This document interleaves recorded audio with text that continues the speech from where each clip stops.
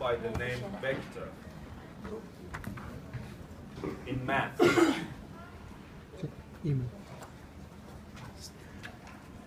Suppose you need, in your program, you need to read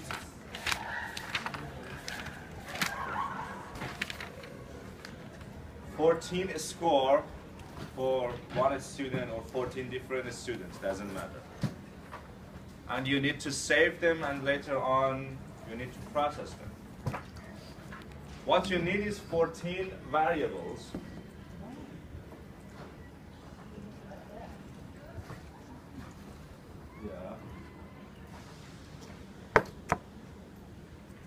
that you can simply declare. Score 1, score 2, score 3, score 4, score 5, and score 14. And then when you want to read them, you need 14 console read line. Then when you want to process them, for example, calculating their average, you need to repeat their names again. And if you want to print them, you need to 14 console write line. What if instead of 14, it's still doable because it's 14, it's lots of manual coding, but it is still doable. What if instead of 14 there are 1,000 scores? You can define 1,000 variables, and you can define, and then you can have 1,000 console read line and then console write line. It would be pretty stupid to do it. Instead, you can have one big variable. We can call it score. This variable has 14 standalone parts. Each part is a standalone single variable. Or simply, it's an array.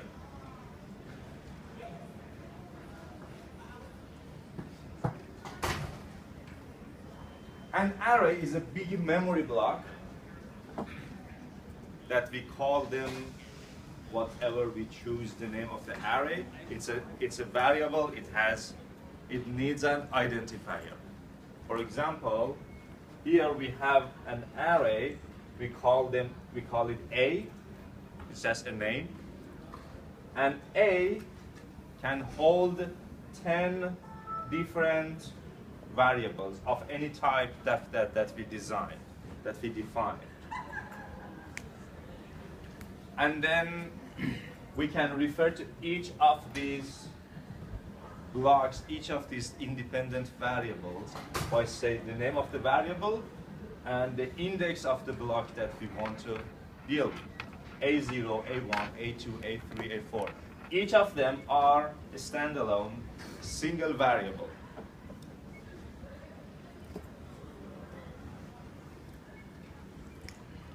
When you want to declare an array, its syntax is a little bit different than typical variables. It is still a variable, but instead of holding one data, it can hold several data of the same type, of the same data type. So, suppose each of these blocks can hold integer data. So we need a variable, we need an array of type integer, and its size is 10. In C#, this is how we define it. Int, because it's a still variable declaration. So int is the data type, then these brackets instruct the compiler that we are declaring an array. So this is an array.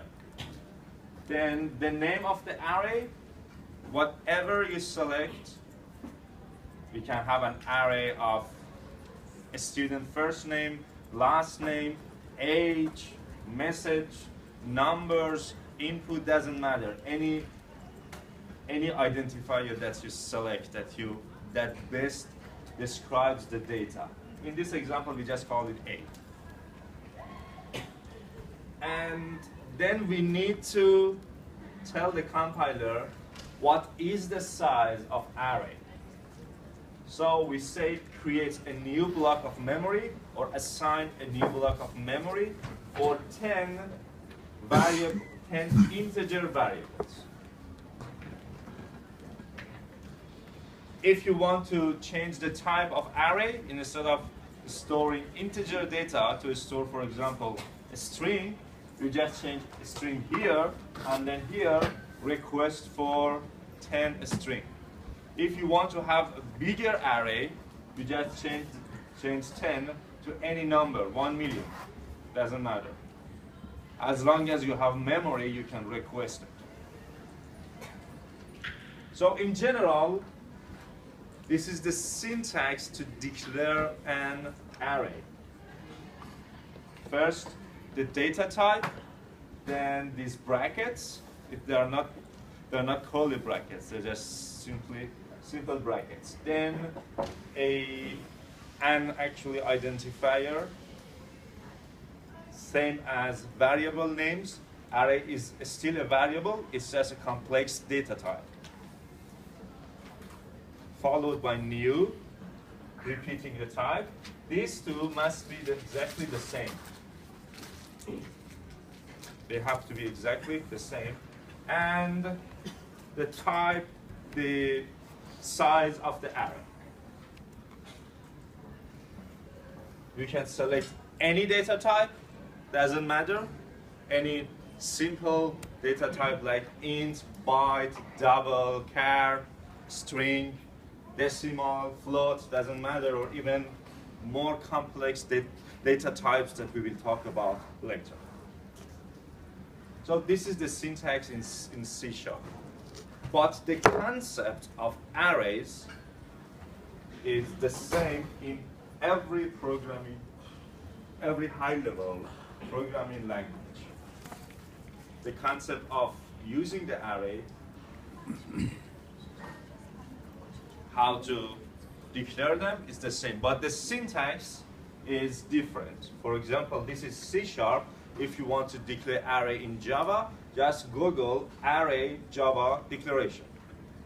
Most likely the first hit is provide you the answer. But the concept that we're talking here is general among all programming languages. This is only C# syntax.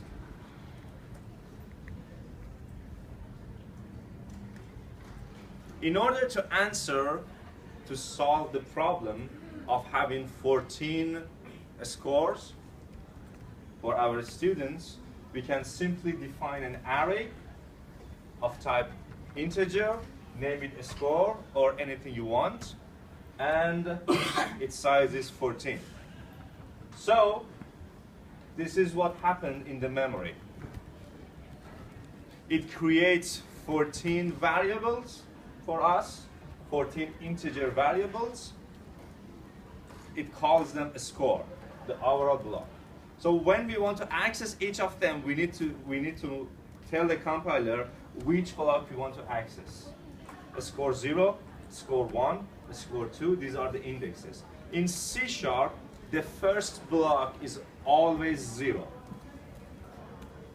It's always 0. It doesn't start from the first index, doesn't start from 1. It starts from 0. And the last index is the length of the array minus 1, because it starts from 0. So we still have 14 blocks from 0 to indexed 13. But it always starts 0. And the last index is always the length of the array minus 1. Each of these are standalone, separate variables. And like any other variable, we can read them, we can write them, we can update their value. Whatever you want to do, it's a simple variable. But because we can have a loop structure to generate these indexes automatically for us. We can make the code, we can code them much easier than instead of doing manually reading and writing a small 1, 2, 3, 4, 5, 6. That's all the advantage of an array. But after all, each of these blocks are a separate standalone variable. So you can compute the index. You can, what do you mean by compute? You can generate the index? Yes. We'll get to it. Using a loop, it's very simple. When you want to access one of these variables, you need to mention the array name. For example, if it's a score, you need to mention a score and put the specific index that you're referring inside brackets.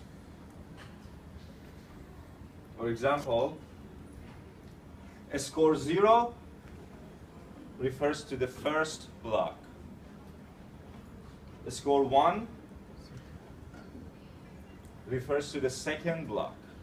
And a score 13 refers to the last block. If you refer to an index that is not existed, you will get an error. For example, index 14, we don't have an index 14. Index -1, we don't have an index -1. So you will get an error that this index does not exist.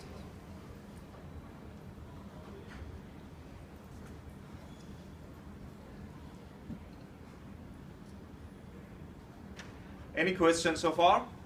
Can the index be a variable? As long as it has an integer value, yes. We'll get to that too.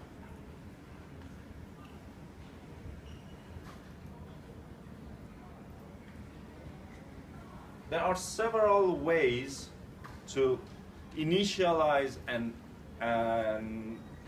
array. We can simply read each index and then assign them. Or if we know their values, we can assign them at the time of declaration. When we use this syntax, we provide the values based on this data type. So index 0 holds 3, index 1 holds 2, and the last index, which is index 4, or the 5th index, holds 5. Each of them they are just data. This is one way to put value inside, to save value inside an array. But make sure you provide the correct data type. If it's integer, you can't store a string or something else. It's integer. This is what happens when you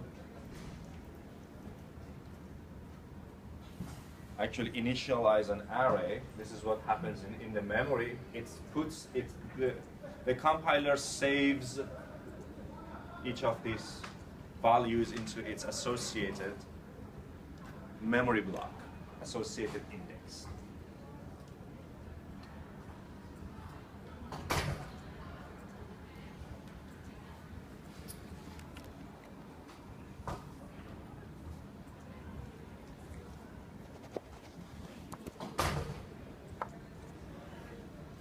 When you mention the size of the array, the length of the array, and you use this syntax to provide its value, you have to provide values for each index. For example, if the length of the array is 10, you have to provide 10 values. If the length of the value is 200, you have to provide 200 values. If you miss even one value, you get an error. For example, here we have an array that is length is 200. It means it has 200 indexes. So if we use this syntax to initialize it, we need to provide 200 values. Since we only provided 2, we get error. And again, if you refer to an index that is not existed, you get an error. For example, here we have this array of integer a, which is length is 10. So if you refer to A10, 10 is actually, index 10 is the 11th index because the first index is 0. So it's from 0 to 9.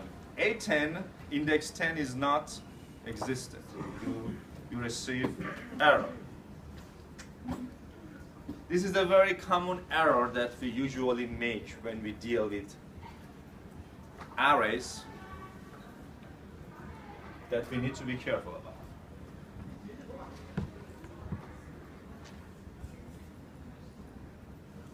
Like any variables, as I told you, you can read and write into them individually, one by one, or specific indexes.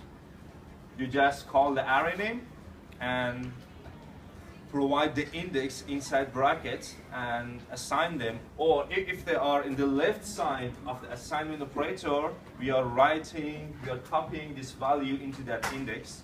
If we use the array and index on the right side, we are reading from that index. See it as a standalone variable. Each of these are standalone variables that just happen to be after each other. Questions?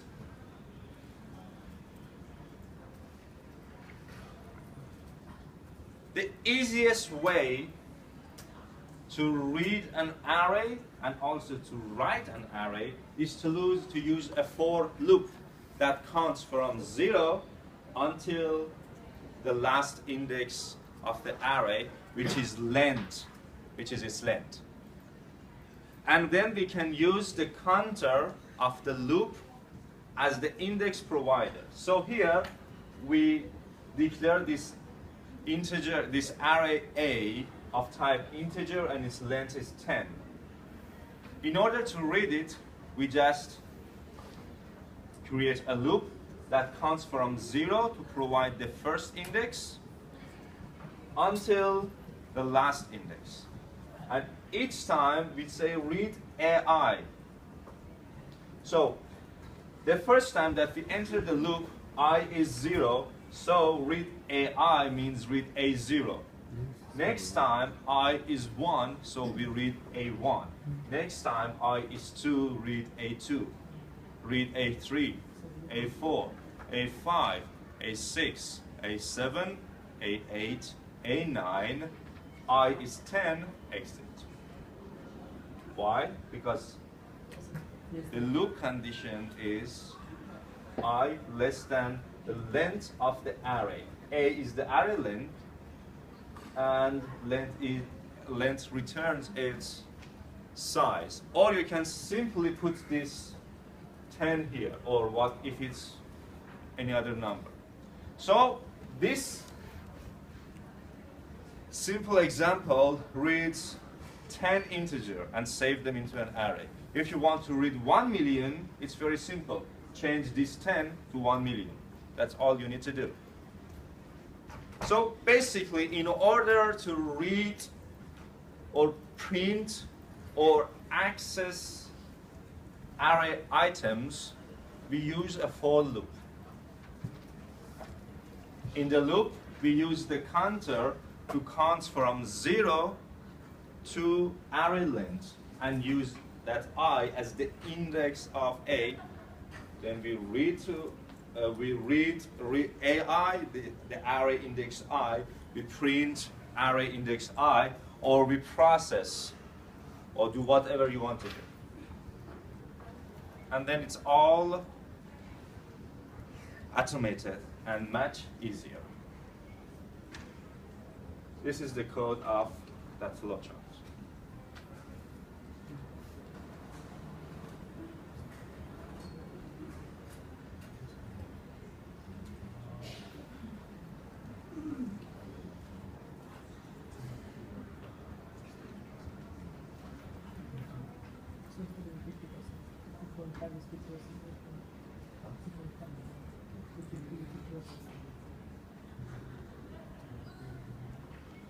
Any question? First example, we need a program that reads 10 numbers and save them into an array. Once the program finishes reading numbers, then we need to print them. Design the flowchart first.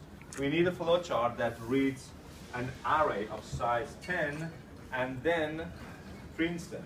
We need a 4 to read the value, to read the numbers, another 4 to print the array. Design the flowchart first.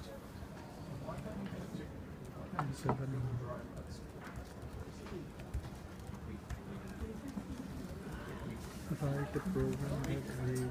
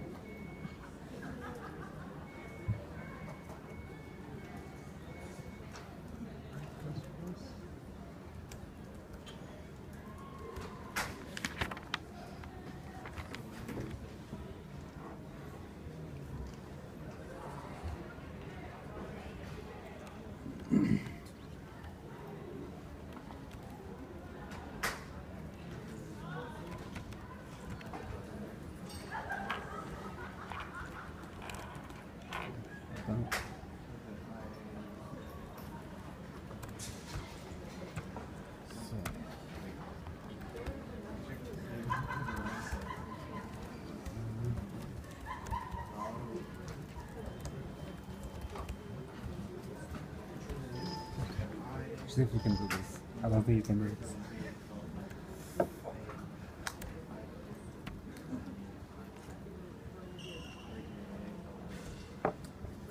She didn't put the sugar. She didn't put sugar. She asked the sugar. Do you want sugar? Yes. And she didn't Declaring put the array. Mama. Since we're reading 10 numbers, we need an array of size 10 and its data type is integer. Then we need the first loop that counts from 0 up to array length and read the array.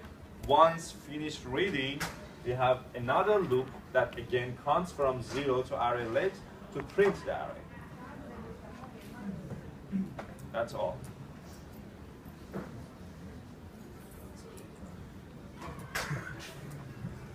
Now you can code it. One master for that. Almost like customer service. You didn't put the sugar, right? Why didn't you put sugar? You asked me sugar. I said I asked for sugar. You didn't put it. So it's so okay. I let you go this time, but nothing for that. Wait, man, let me do it. And you feel like, oh, what? And I said, oh, this is my manager, right? And he will talk to you about this. And then you get 2 muffins. One for me.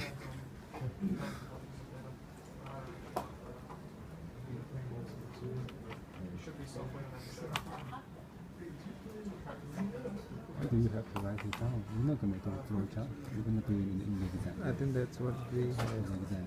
Yeah. So, Don't have practice. Okay, so let's do the practice.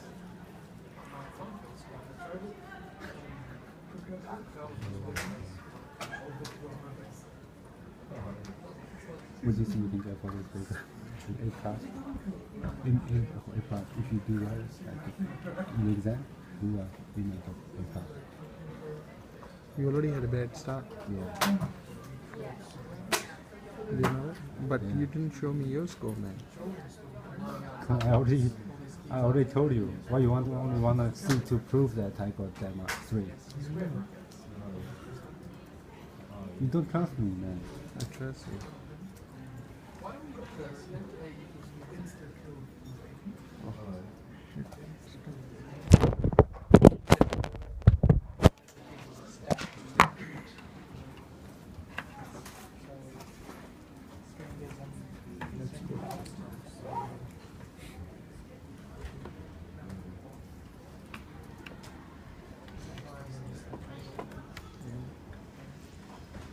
No, that's wrong. You need to create the error outside. Because if you do that in the sorry, I'm so sorry. I thought it's at fault.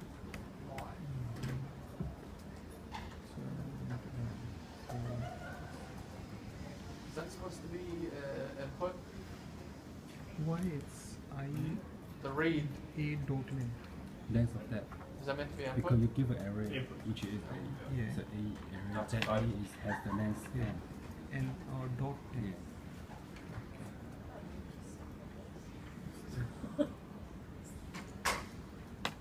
Into the 0. Declaring the array, first loop, reading it, second loop, printing it.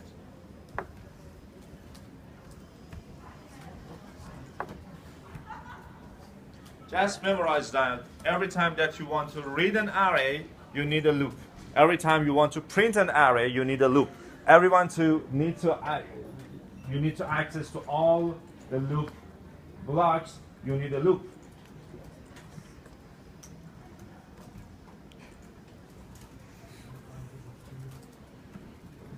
Is there a shortcut to go? You know how when you type in 1 for the bracket format?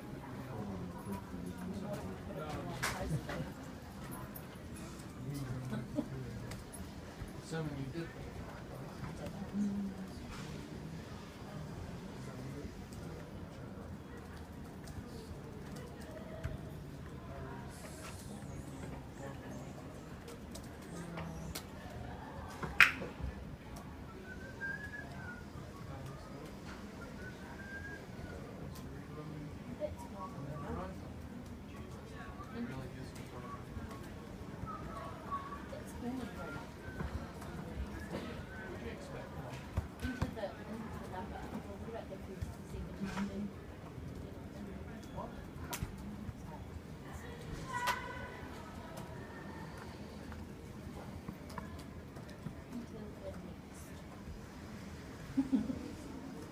Oh, I see. The tooth number. It's not quite that complicated. If this is equal to 2, then change it to ND, something like that.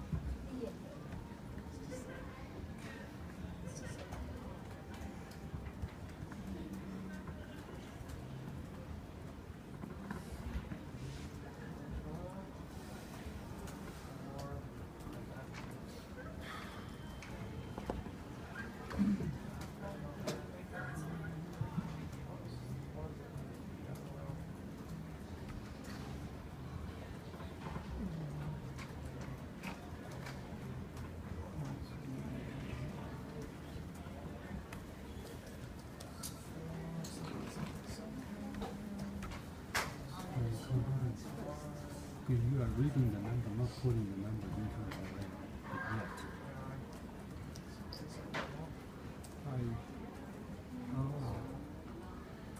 You have to see if the code in a couple of words.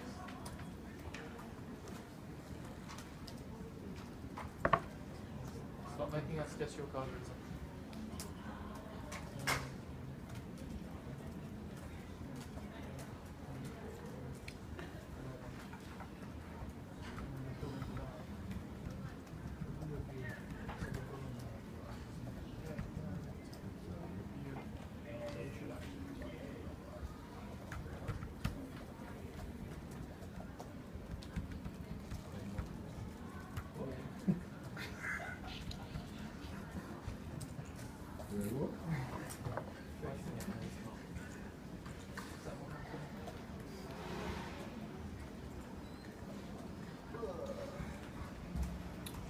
gonna buy you're gonna buy a HoloLens, Reza?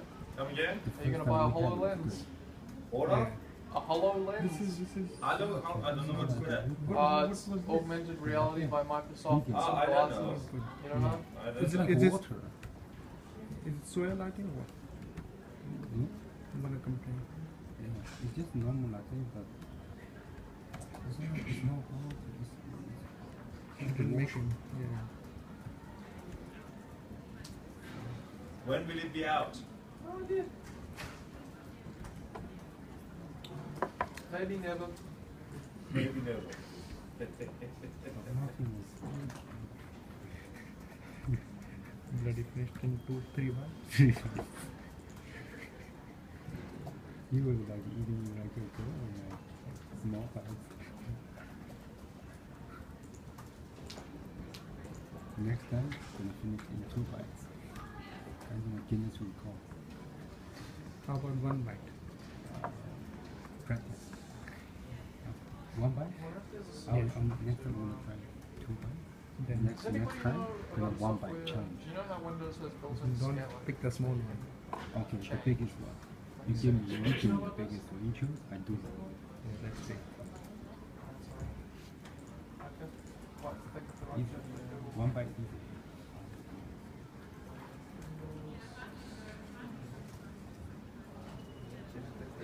You try to put a cold apple into your mouth. Let's see. It's been washed.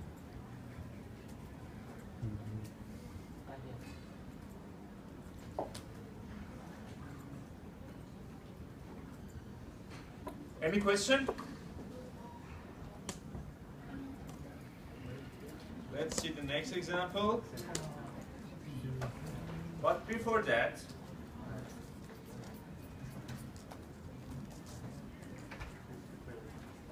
when you provide the size or the length of an array, you can't change it because the compiler assigns the memory, and it can't change the memory later. Okay? So if you don't know how many data you want to save into a variable, you can ask the user to enter the number to give you the number, read an integer from user, and use that integer variable as the size indicator for your array. For example, here we read an integer, we call it array length, whatever you want to call it, doesn't matter. And when we declare the array,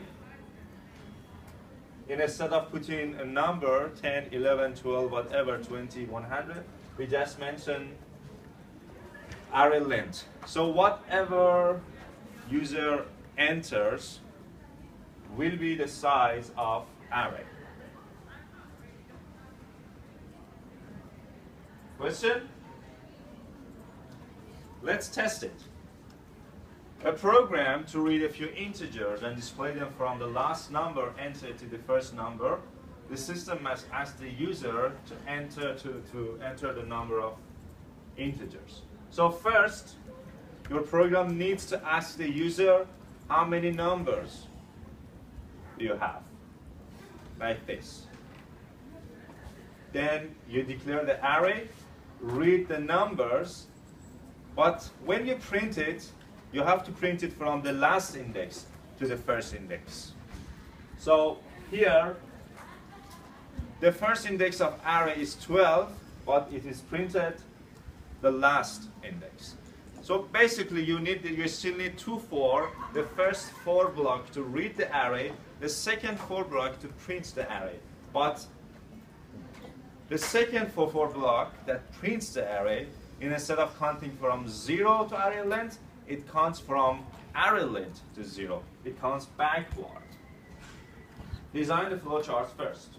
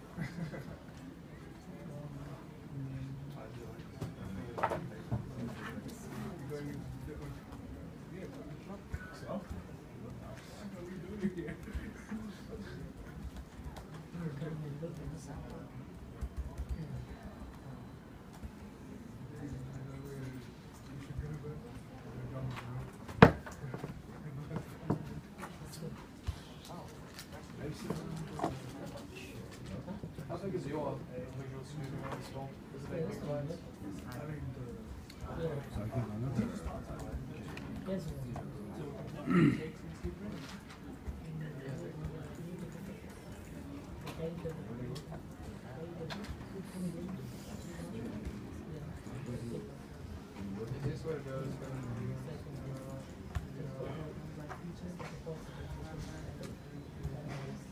Listed there. So for my size, would probably be the biggest one.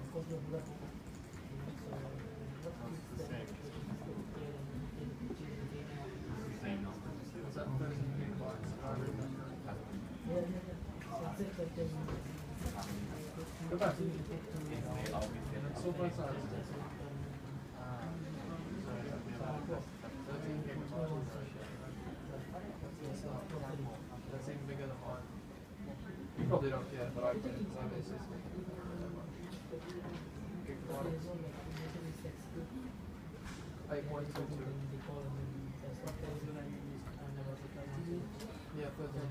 Ultimate 13.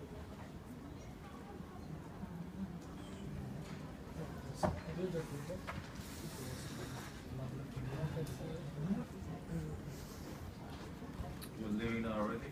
I'll be back.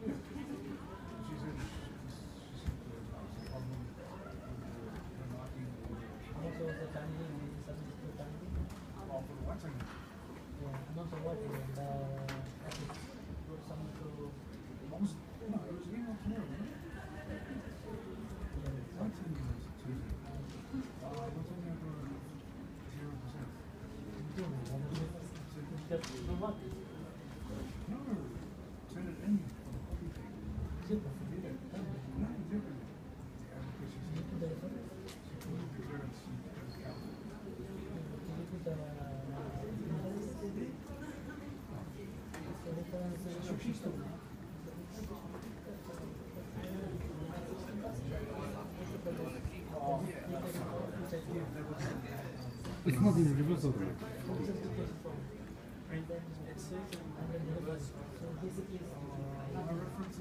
Oh, I see.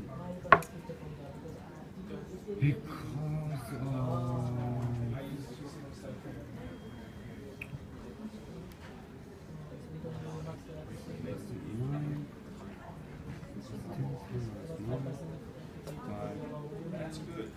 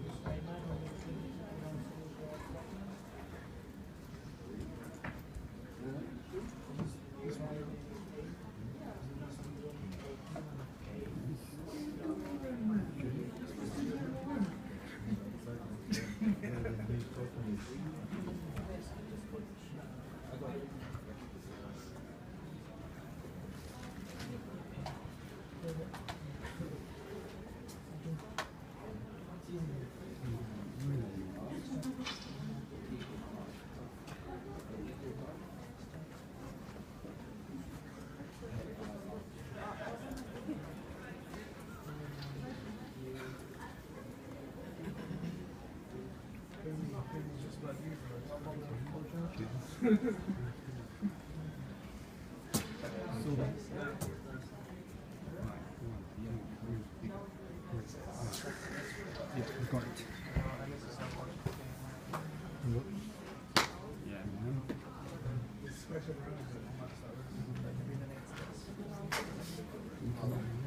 Sure will happen.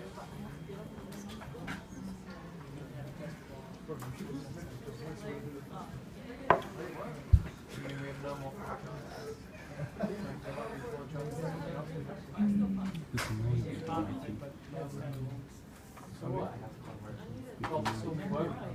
probably still be If I don't count anything, I probably never know. That's why I didn't. But they don't.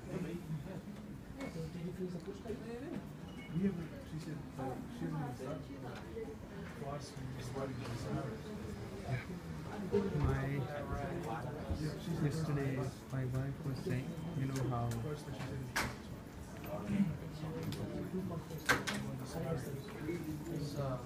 It's the same as last time. Give a number. Except you need to set First, we need to get the array length from the user. first you need to Then declare we it. declare the array. First to read the array that counts from 0 to array length. The second for we need to count backward and print. What is it? So, how can we declare the array after we read the array? We read array length. It's Yeah. a variable. So we have to make that. It's a variable, of course, you need to declare it.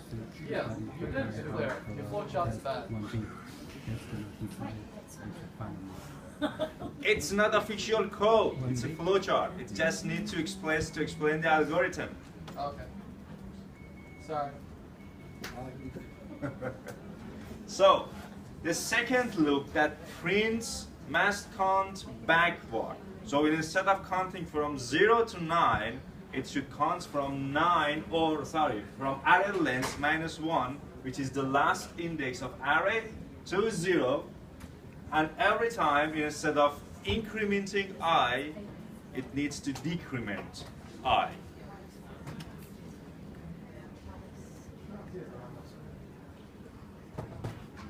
And the loop condition is also different.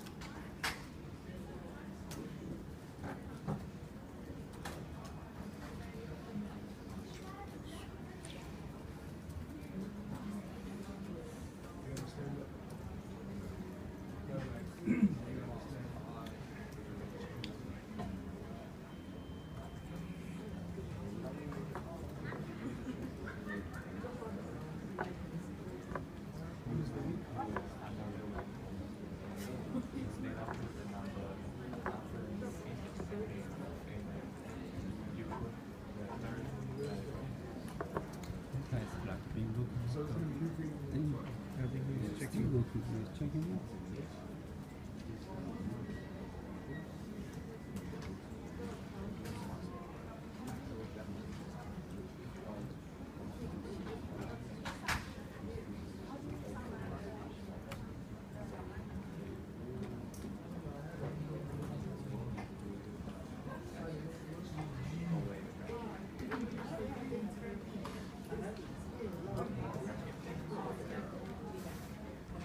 Overload method, read line.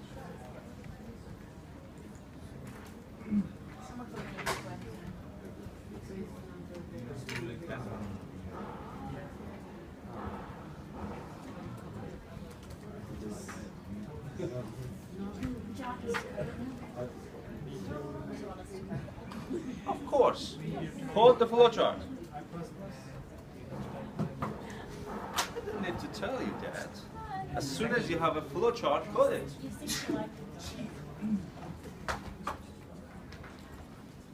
Oh, yeah.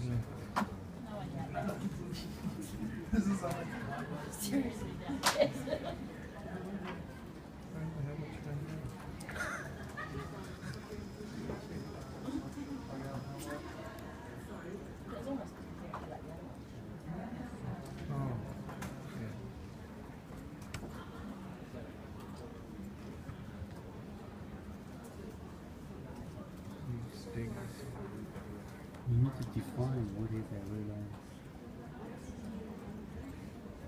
Array length is what you're going to put in, right? Did you define up at the top? Yeah, here. How many numbers in the array? You put that array in here.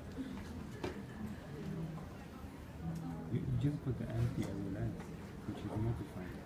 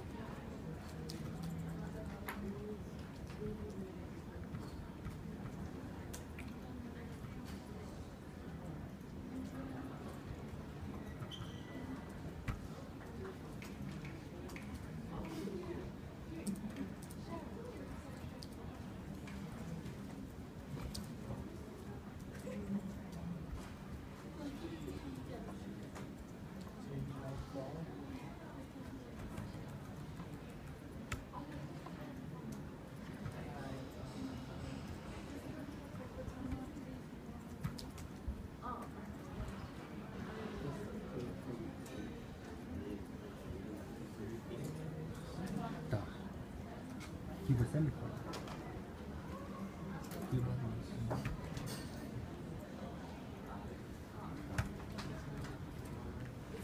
How come you're like 129%?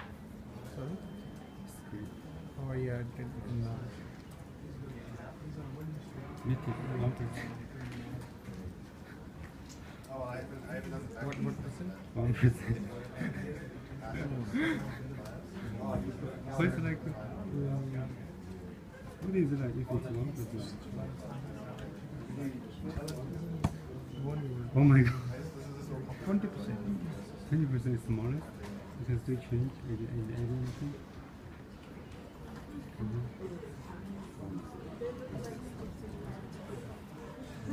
Ooh.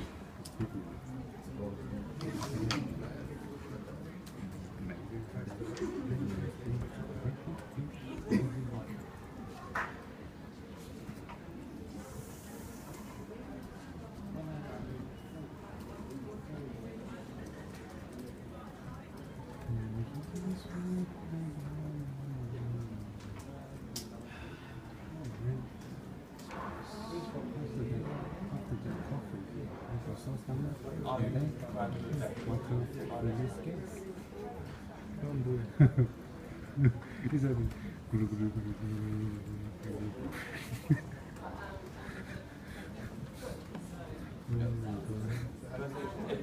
Doesn't work like that.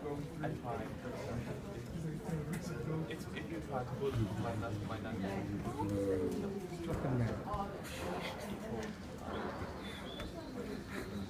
it's really the bottom part of the sky.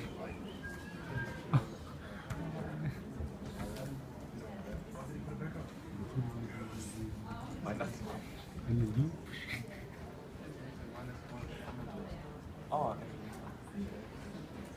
and then it's like, what are we asking?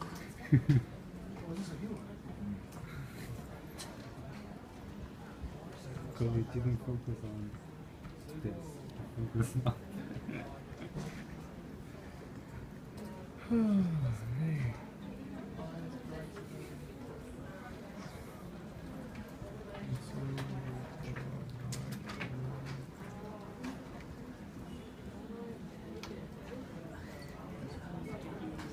That's what happened after I tried. So, the dates were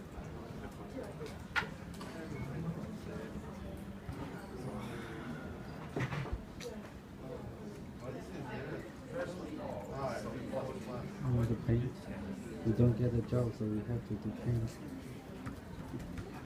You do paint. Oh, if I don't get it, you should not make the paint. Welcome, thank you, Mike. And that actually I even did it put in time.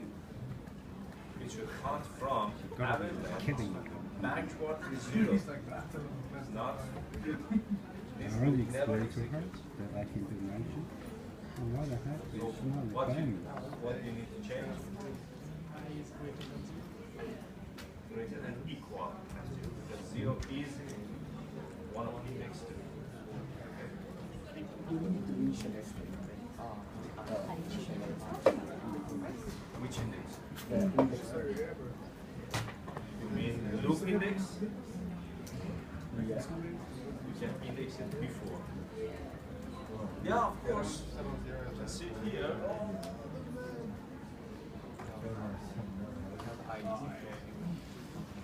For the second loop, it's up there. For the second loop, I initialize it, but instead of by zero, by the last index of the array. Most of it is good. That's really great. I'm having an error message. What That's not. do we? What is? There is no such a command. No, we no, put not a- yet. I'm still. Where is int a? You have to initialize the array. Remember, when you declare a variable inside a loop, it's only valid inside that loop. Before and after the loop, it's not valid.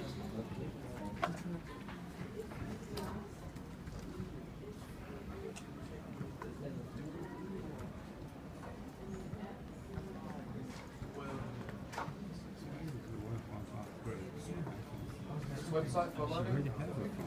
Standard subscription, $300 a year. That's not expensive. Well, not compared to here, but you know. It's $300 per year. Why no Wi-Fi? Like, for a web service, that's a lot. Plus Depends what service they provide. courses. You wanna buy it for? Education is not cheap. You already have a phone.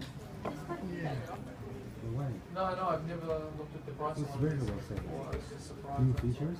But $300 for 1 year subscription is not cheap. Will we take you to the any It's not countries you expensive, want? so. Yeah, you can fly. It's not cheap either. It depends which perspective you're looking at it from. Student or teacher? Nathan, Why you Learning is want to buy? expensive. Buy for me. Learning's free. Nathan, All it takes is I your wanna say No, something. it's not free. What? Stop. Remember, in New Zealand,